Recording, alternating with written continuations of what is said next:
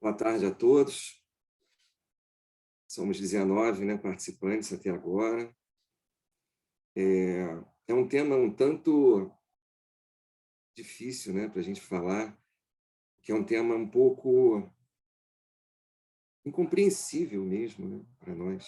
Para mim, pelo menos. Então, já de antemão me desculpo a todos que me ouvirão. Eu me sinto incapaz até de falar sobre isso, mas foi o tema que surgiu, que a gente possa ser inspirado, né, por algum bom espírito que ele esteja aqui e me conduza, né? Que só assim para a gente falar sobre Deus, né? Como diz lá a música do Gilberto Gil, se eu sou algo incompreensível, meu Deus jamais. Para a gente ainda é, né?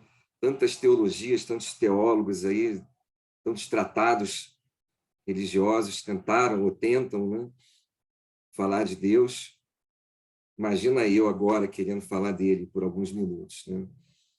Claro que eu vou me basear na obra espírita, né? A visão espírita de Deus, o que a gente tem, né, nos livros da codificação espírita sobre esse tema.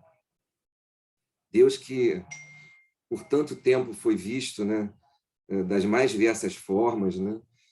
Deus, um Deus antropomórfico, né, com forma humana, como foi dito por muitos. É a visão de muitos, né, que Deus tenha uma forma humana, cabelos longos, barba branca, essas coisas, né? Ou então Deus com defeitos, né, como os deuses gregos e latinos lá da mitologia, né? Um Zeus, um Júpiter que tinha ira, que punia, né? Que era parcial, né? São visões de Deus que muito se tem por aí, que a humanidade tem, né? Deus na figura masculina também, né? As mulheres não gostam muito disso, né? O politeísmo, na verdade, muitos povos que creem em muitos deuses, né? Deuses, às vezes, relacionados a fenômenos naturais, o sol, o trovão, a chuva, né?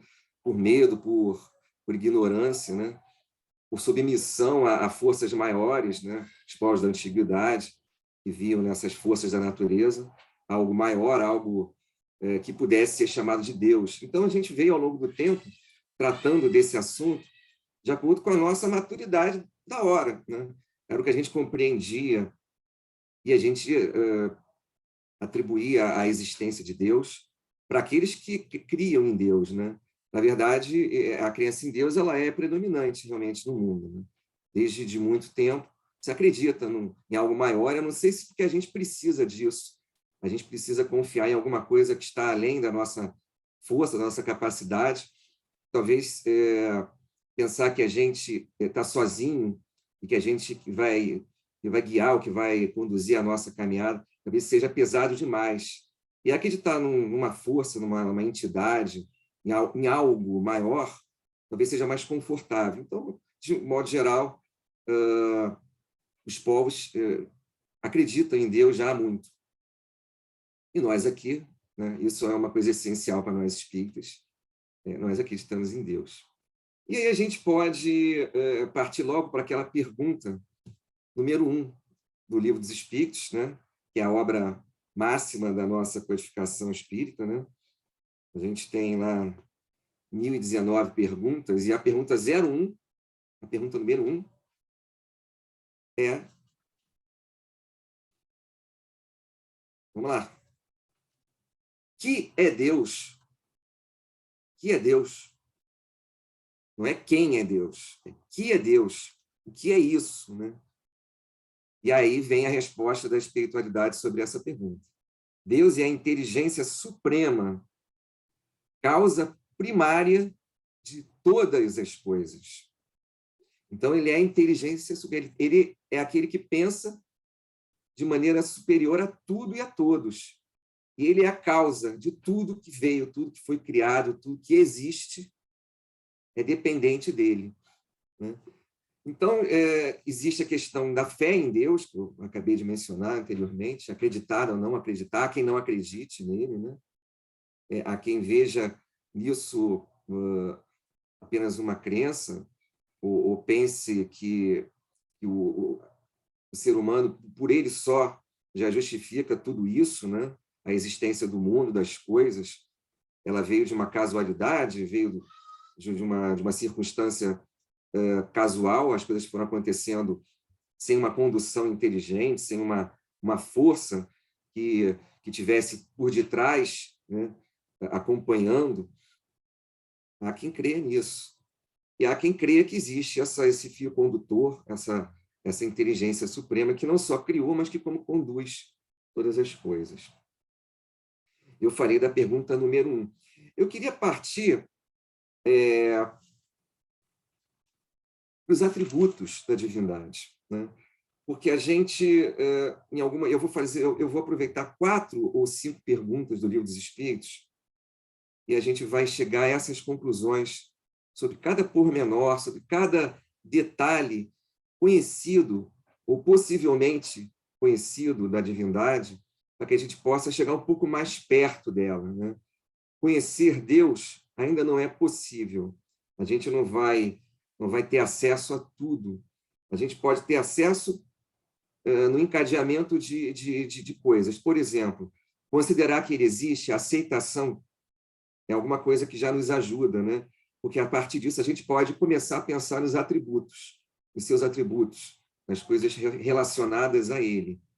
E a partir dos atributos que a gente, né, percorra, que a gente penetre, que a gente se debruce sobre os atributos, a gente pode compreender a sua obra. Deus é a suprema e soberana inteligência. Nada vai superar Deus em inteligência. Não pode, né?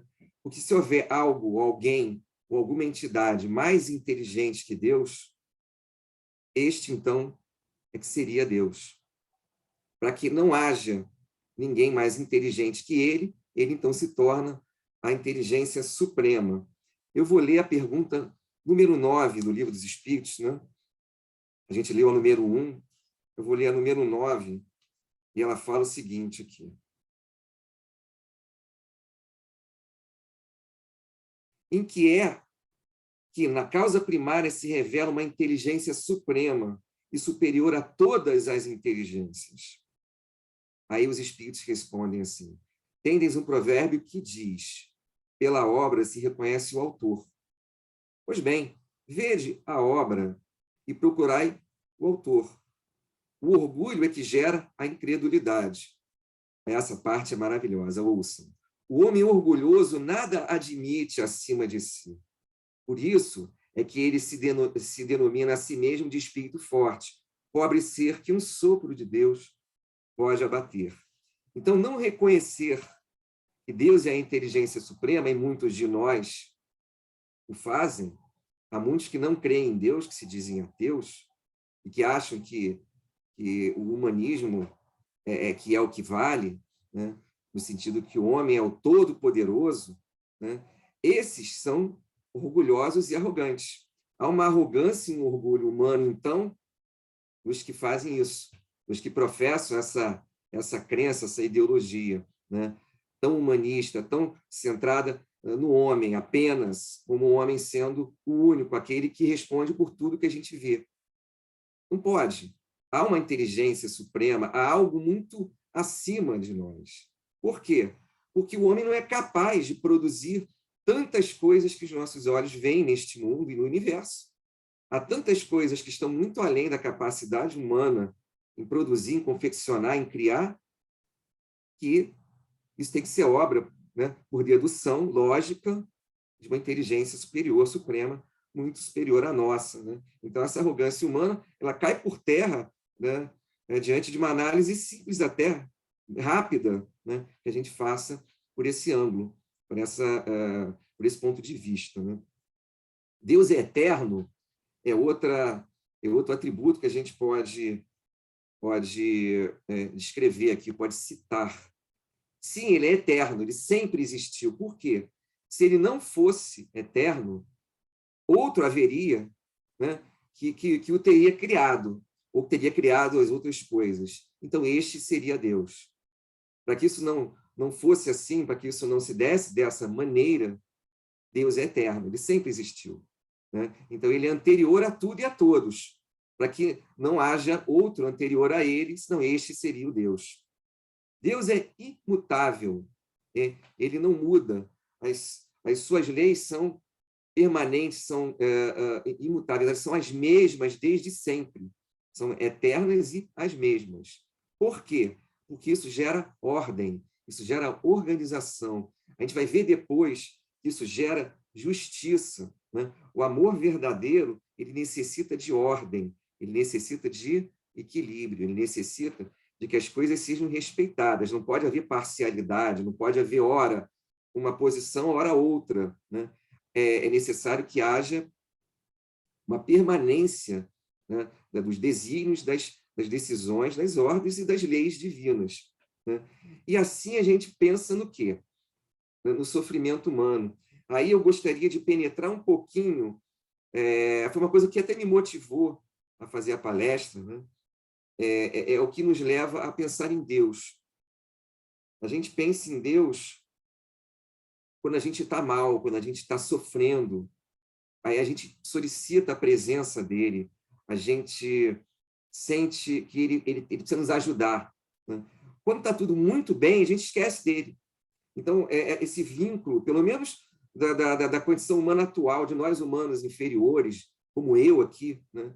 Eu faço muito isso, infelizmente. A gente lembra dele frequentemente na hora do sofrimento. E, eventualmente, o questiona por conta do sofrimento. A gente sofre e pergunta a Deus.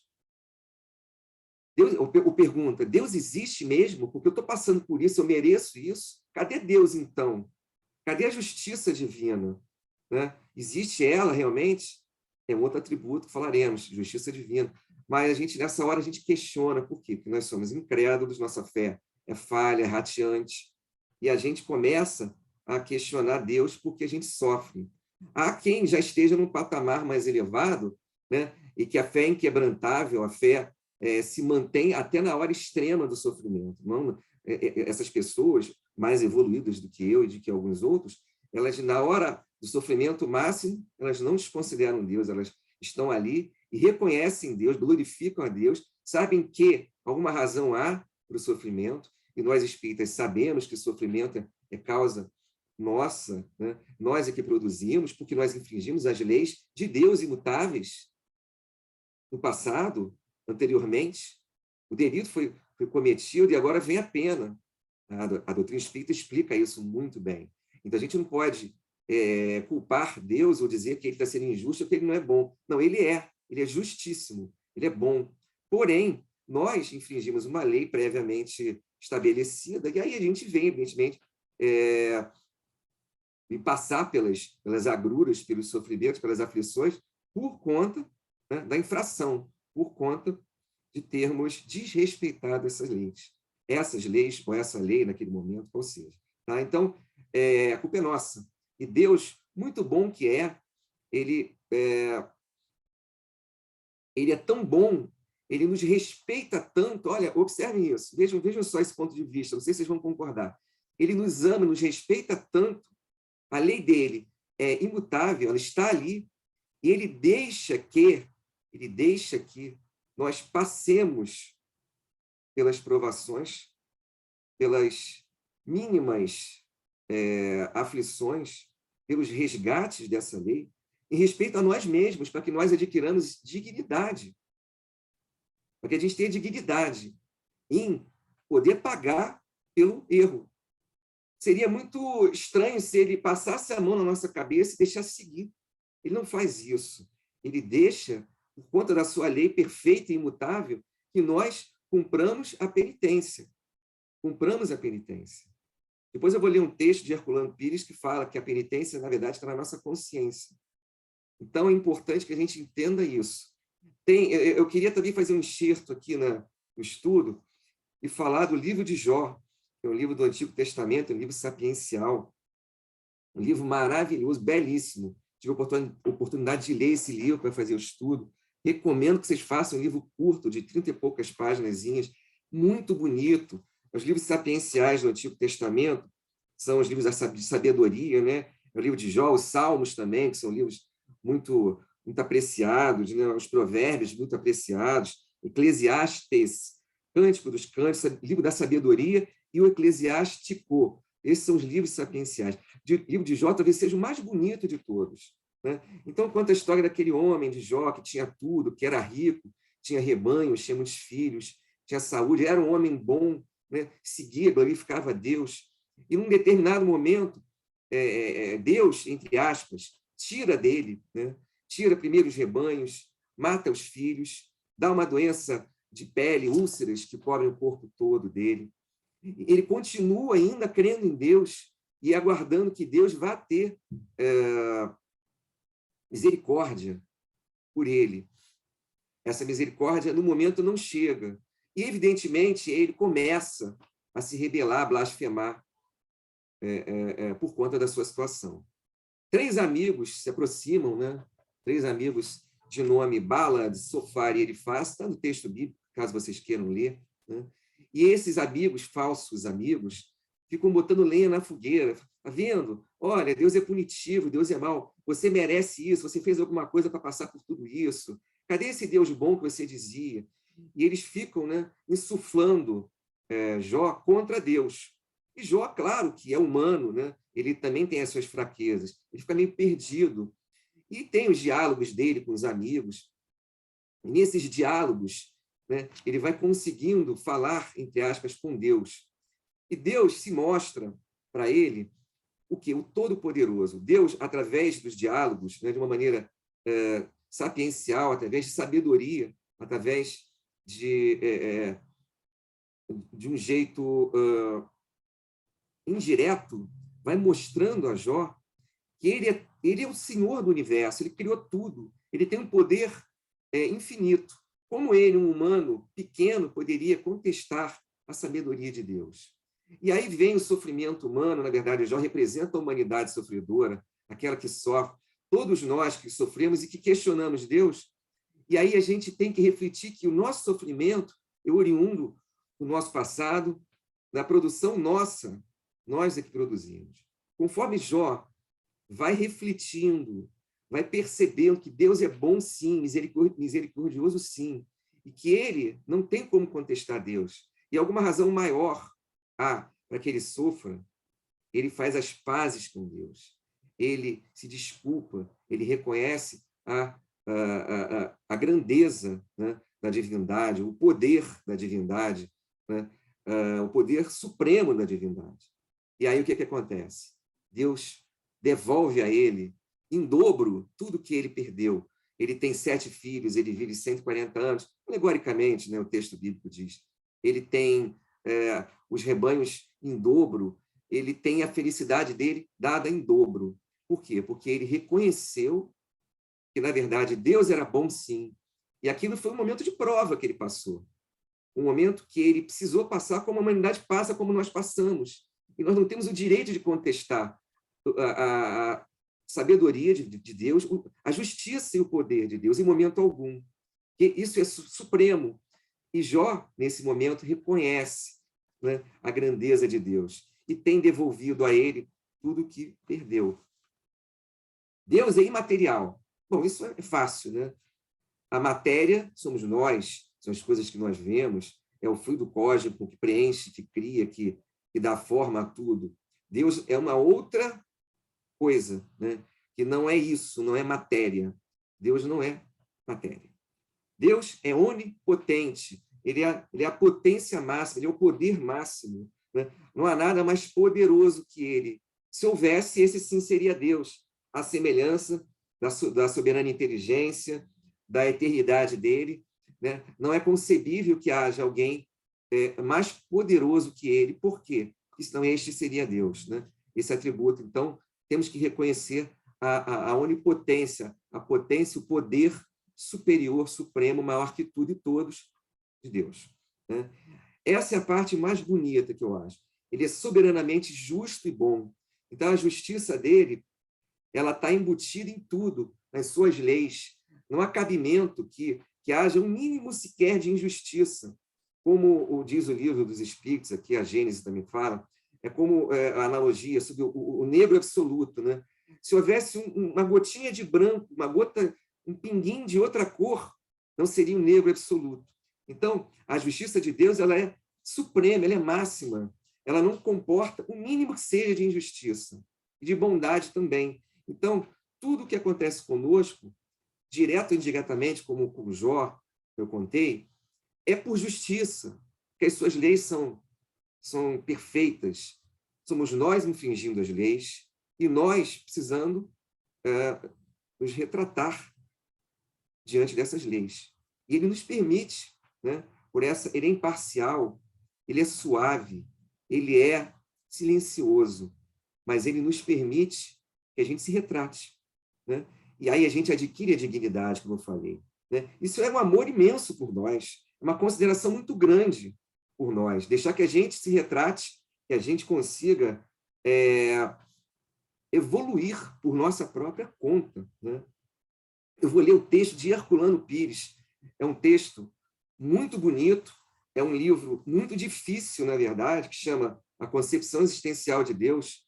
Eu li esse livro há algum tempo atrás, muita coisa eu não compreendi, porque é um livro muito filosófico, ele cita muitos filósofos, é uma coisa muito difícil de compreensão, assim, difícil para a maioria de nós, mas eu recortei aqui uma parte que eu achei muito pertinente nesse tema. Eu vou ler esse aqui é um trecho, e é belo, né? Que ele fala que o homem é seu próprio juiz, no aquém e no além, ninguém lhe pede contas do que fez, mas ele mesmo se defronta com a imagem do que foi e do que é. Essa infabilidade da justiça divina. O tribunal de Deus está instalado na consciência de cada um e funciona com a regularidade absoluta das leis naturais. Não somos julgados por nenhum tribunal sobrenatural, mas pela nossa própria consciência. Daí a fatuidade dos julgamentos religiosos, né? Das indulgências e sacramentos. É falho. Deus, o existente, partilha conosco as provas existenciais. Ele partilha, ele divide conosco essas provas. Ele deixa que a gente faça. Ele está dentro de nós, na consciência, e dali vem, né, o julgamento. Ali vem a penitência. Nós mesmos é que vamos buscar essa penitência. E eu vou continuar o texto aqui, depois eu vou fazer uma menção a um livro que eu gostei, que eu já li também, muito bonito. E é dentro de nós, nessa consciência, nosso íntimo, sem que tenhamos a mínima possibilidade de fuga ou desculpas mentirosas, que somos julgados. A justiça de Deus, olha ela aí, né? Ela é precisa e ela é revestida de misericórdia. As atenuantes são levadas em conta e as oportunidades de regeneração e reparação dos erros e crimes jamais nos serão negados. Deus não nos castiga ou reprova, entrega-nos a nós mesmos sob a garantia infalível do tribunal consciencial. Deus não nos criou para a perdição, mas para o desenvolvimento das nossas possibilidades divinas. Deus está em nós. Deus está aqui dentro de nós. E esse Deus, ele há de crescer conforme a gente evolua. A gente vai compreender Deus, isso vai ser o entendimento do estudo de hoje maior. Deus vai ser acessível a todos nós conforme a gente evoluir. Quando a gente evoluir moralmente, quando a gente chegar na condição de espírito puro, a gente vai ver Deus de uma maneira clara, de uma maneira perceptível, fácil. Agora não, agora é indireto. É ver os atributos, é olhar sua obra, é indiretamente saber que ele existe. Agora, compreendê-lo na totalidade é quando a gente se desenvolver moralmente. Adoro essa outra parte final aqui. O simbólico pagamento das dívidas do passado não é mais do que a reparação necessária dos nossos erros, por mais graves que sejam, para que possamos continuar na administração de nossa herança divina. Então, ele permite que, simbolicamente, a gente pague os nossos erros. A gente paga uma parte. A gente não paga tudo. A gente paga uma pequena parte dos nossos erros. Simbólico pagamento. Para que a gente tenha essa dignidade e possa caminhar de cabeça erguida, de cabeça levantada, porque a gente pagou pelo que fez. Se não pagasse, olha a sensação de dívida que a gente ia carregar. Eu cometi o erro e não paguei. Eu fiz, né, e deixei passar. Deus, amoroso, sábio, nosso amigo, ele deixa que simbolicamente a gente cumpra as expiações e a gente tem, então, essa dignidade para que no futuro, quando a gente tiver a condição de enfrentá-lo face a face, como diz, né, que nós temos a chance de olhá-lo face a face, a gente olhe de cabeça levantada e possa dizer: eu cumpri a minha caminhada, aonde eu errei, eu me retratei. Né? O que eu fiz de errado, eu fui lá e refiz, eu consertei, eu ajudei a quem eu atrapalhei, a quem eu mal fiz.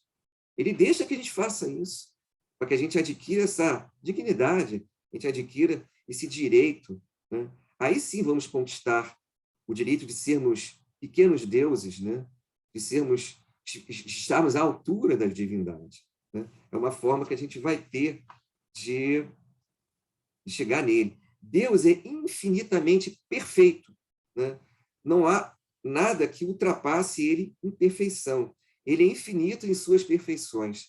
Então, tudo que advém de Deus é perfeito. Então, não cabe o questionamento, não cabe a blasfêmia, como Jó fez, como nós fazemos. O questionamento, se ele sequer existe, ele existe. Né? A arrogância humana de achar que pode dar conta de tudo. Nós somos perfeitos para isso, a esse ponto? Não somos. Né? Deus, sim, é infinitamente perfeito. Ele, sim, ele está nesse patamar de perfeição infinita. Ele é único. Né? Então, o politeísmo, crer em muitos deuses, isso passou. Isso era do momento, de uma fase que a humanidade, que os povos, eram imaturos. Eles não conheciam, não evoluíram a esse ponto.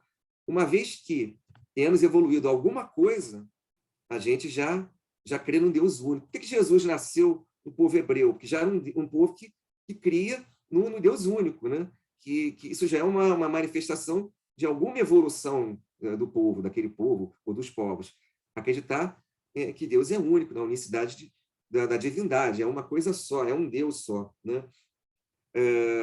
Há religiões que ainda professam, né, o politeísmo, ou então outras versões disso. Me permita fazer aqui uma menção à religião católica, né, que eu tenho um imenso respeito, fui católico há muitos anos. O próprio Chico Xavier, né, dizia que é uma religião irmã, que graças a ela muitos irmãos são recebidos e têm uma crença religiosa, mas ela crê no mistério da Santíssima Trindade, né? Deus, Jesus e o Espírito Santo como uma coisa única. Não é. Deus é Deus. Jesus, ele é filho de Deus, ele é um espírito. Né? O Espírito Santo, eu poderia dizer que é a providência divina, que é a ação divina, que é a forma que Deus tem de resolver as nossas questões, de agir por nós. Né? Mas você não pode colocar tudo num pacote único. Né? Não é uma coisa só. Deus mesmo é único. Esse é único.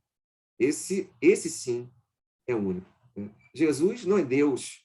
Jesus é um espírito. Perfeito. Um modelo. Né? Nosso irmão maior. Mas não é Deus. Um dia seremos espíritos perfeitos. E não seremos deuses. Né? Seremos filhos de Deus. Teremos a perfeição, né, relativa, a perfeição conquistada por uma longa caminhada, uma evolução moral, mas não seremos a divindade maior, a divindade suprema. Essa sim é imaterial, essa sim soberana a tudo e a todos. Não seremos isso. Seremos filhos dele, né? Sua criação. Um último atributo que eu gostaria de mencionar é a onipresença de Deus. Deus está em todos os lugares, que Deus está em tudo, que Deus está nos tocando, ele está interpenetrando tudo e todos. E por conta disso, eu vou fazer menção, e me desculpe a colega da semana que vem, eu vou fazer menção à providência divina, né? Que é o tema da próxima semana. Eu vou fazer só uma passada rápida no tema, que é tema integral da próxima palestra. Mas a providência divina é a solicitude de Deus, né? Está na Gênese, para com as suas criaturas. Né? Ele está em toda parte, tudo vê e tudo preside. Como que isso funciona? Né? O que diz a Gênese? A Gênese diz que, na verdade, por isso que a gente não pode dizer que Deus tem uma forma humana, que Deus tem uma forma como a gente quis que houvesse, né, ou que fosse. né, antropomórfica, uma forma com braço, com cabeça, com olho, não dá. Ele é algo muito difuso, muito espalhado. Ele é algo que se espalha por todo o universo. Ele é como se fosse um fluido. É o que diz a Gênesis. A Gênesis não nem diz isso de uma maneira direta, ela faz de modo por analogia, ela compara com o fluido cósmico universal, que nós espíritas sabemos que é a matéria-prima de todo o universo, que compõe, que forma tudo, e que está em tudo, que tudo está mergulhado nesse fluido cósmico. Ele faz uma analogia ao fluido divino, é como se Deus fosse e tivesse, ao mesmo tempo, um fluido divino, e que esse fluido divino estivesse espalhado, né, estivesse penetrando em tudo. Ele, na verdade, está nos tocando, ele está dentro de nós, ele está nos faceando, ele está nos tocando. Então, Deus está íntimo contato conosco. É aí que você explica a onipresença, a presença dele em todos os pontos do universo, em todos os lugares. Ele é como se esse fluido divino estivesse espalhado dentro, fora, né, em todos os lugares, dentro de nós, fora de nós, em todos os lugares. Ele está em tudo e todos. Então, não há necessidade da gente pensar que Deus é algo distante. Eu não preciso, para me conectar com Deus, berrar, pegar um megafone, gritar, ou fazer uma prece em voz alta. Basta o meu pensamento que vai, evidentemente, ser plasmado, ele vai ser jogado, que ele é matéria, nesse fluido cósmico universal, que é matéria também, mas que está em contato íntimo com esse fluido divino, não sei se fica claro para vocês, e aí, evidentemente, Deus vai ter acesso ao nosso pensamento, ao nosso pedido. Aliás, ele sabe muito bem o que a gente pensa imediatamente após a gente pensar. E ele vai nos fornecer o que for melhor. Ele vai nos fornecer até as nossas provas de reajuste. Mas se nós solicitarmos a sua presença, a sua ajuda, ele, através dos seus enviados, né, daqueles que trabalham em nome dele, aí a providência divina, portanto, ele vai nos atender. Então, não precisa que a gente grite, basta que a gente pense, que a gente se conecte com ele pelo pensamento. Chegaremos a ele e ele nos entenderá, ele nos ouvirá. Ele nos responderá de acordo com o nosso merecimento, com a nossa necessidade, o planejamento para a nossa encarnação, para aquilo que vai ser melhor para a gente, mas não pelo que a gente, pelo imediatismo que a gente às vezes quer, né? A gente muitas vezes solicita ou pede coisas a Deus, não são atendidas do modo que a gente pediu ou que a gente quis. Claro que a gente, como crianças que somos, né, espiritualmente falando, nós pedimos coisas que não são possíveis naquele momento, ou que não vão ser atendidas do modo que a gente deseja. Não quer dizer que Deus não esteja nos ouvindo. Ele está e ele vai nos atender sempre, porque ele nos ama. Ele sabe que somos criação dele, somos algo, ou somos seres que foram criados para atingir a perfeição. O amor dele é infinito, a justiça dele é infinita. Ele quer que a gente caminhe pelo caminho certo, pelo bom caminho. Nós vamos passar por coisas, cumprir provações, cumprir experiências, vivências que nos atenderão desta forma, que nos jogarão pelo caminho que levará à perfeição, né? E aí ele nos atende de uma maneira que talvez nós não compreendamos de imediato, tá? Então, gente, Deus é isso tudo. Deus existe. Deus existe. Claro que existe. É claro que a nossa blasfêmia, a nossa incompreensão, a gente às vezes questiona. Não façamos isso. Na hora do sofrimento maior, entendamos que ele está aqui. Ele nos ouve, como eu expliquei, pelo fluido divino. Ele nos quer bem. Ele nos atenderá sempre. Tudo passa. Nós estamos caminhando para a luz. Estamos caminhando para a perfeição. Quanto mais a gente puder compreender que o que a gente tem que fazer é se depurar moralmente, intelectualmente, sim, moralmente, mais ainda, aí sim compreenderemos cada vez mais o Criador, estaremos mais próximos de entendê-lo, como os espíritos superiores já estão, né? O entendimento de Deus será mais fácil, será mais compreensível, conforme a gente evoluir. O que nós temos que fazer é o quê? É evoluir, é buscar chegar nesse patamar, né? A gente só vai criar intimidade com Deus purificando a nossa alma. A gente só vai chegar mais perto dele através da purificação da nossa alma. Então, não há outro caminho. E a doutrina espírita nos dá as ferramentas, né? Tudo que a gente tem que fazer para isso. Dá para a gente acreditar em Deus por tudo que eu falei aqui hoje? Por todos esses atributos, sim. Indiretamente compreendê-lo pela sua criação, sim. Olhando para o mundo, para as coisas que os homens não conseguiriam produzir. E aí fica fácil. Ele existe. Responda a pergunta de vocês. Deus existe? Existe. Pronto. Olha a criação dele, está respondido. Né? Como compreendê-lo? Evoluamos. Vamos evoluir. Há tempo para isso. Vamos seguir a nossa caminhada vagarosa, né? No caminho da perfeição, e a gente vai compreendê-lo. Né? O que mais a gente pode dizer? Né? Se você adora, se você glorifica, se você louva a Deus, você vai retratar em você, você vai espelhar em você esses atributos. Né? Esses atributos vão sendo... Espera aí que houve uma mensagem de 5 minutos. Ok? Né? Esses atributos de Deus, eles vão se espelhar em nós cada vez mais conforme a gente adorar, glorificar, louvar a Deus, colocá-lo no centro de nossas vidas. Aí sim, a gente vai cada vez mais se encaminhando, né, na condição de espírito perfeito, ou mais perfeito, ou mais próximo da perfeição, de modo que possa compreendê-lo no momento oportuno.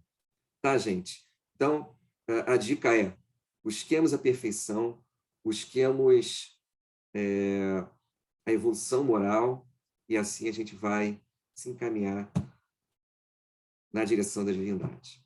Tá? Espero que a gente possa ter dito alguma coisa de útil para vocês. Já estou encerrando. O momento é duro e difícil. Há um recrudescimento da pandemia no âmbito mundial, no Brasil. O número de casos está aumentando. Parece que a gente está vivendo uma outra onda, e vem aquele desespero de novo. Não tenhamos.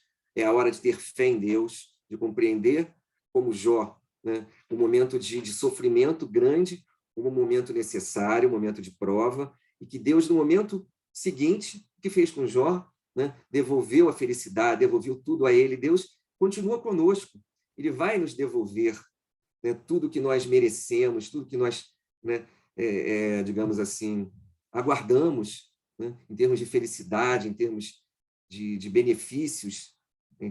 Teremos tudo isso porque Deus é bom, é justo, Ele quer que a gente seja feliz. Ele nos criou para a felicidade. Temos apenas paciência, né, em passar pela hora da provação, como Jó teve paciência no momento certo.